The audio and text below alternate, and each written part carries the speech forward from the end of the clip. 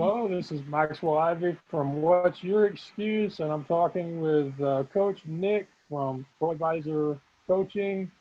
And today we talked a lot about helping people leave their comfort zone and actually move forward towards what they see as their next goal in their story or their journey. I was wondering if you could talk a little bit about that. Absolutely. My thoughts around that are that it's never been a better time, never been a better time to ask yourself, what do you really want from your life? And oftentimes, if you ask yourself that question, you'll find yourself answering yourself with what you don't want. And that's fine. It's part of the process. But really, if anything was possible, if you knew that you couldn't fail, what would you really go for? What would you really go for in your life? What would you create? And go for it. Do it. Be the person that follows through on what they said they were going to do. Leave a legacy. Create the person that you really want to be.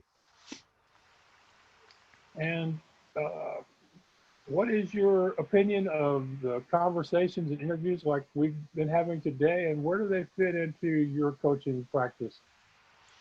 I think this is fundamental, Max. My coaching practice and my premise of when I work with clients and talk with people that are looking to take things to the next level is let's start with what's possible.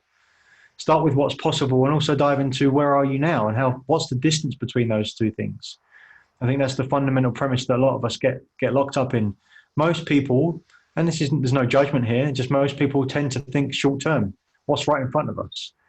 And the default is to come back to that. And so if we want to have an extraordinary life, we want to have life on our terms, we want to create that, we have to push ourselves into that place and stay associated. And that's why I think coaching is just infinitely valuable and it never really goes away.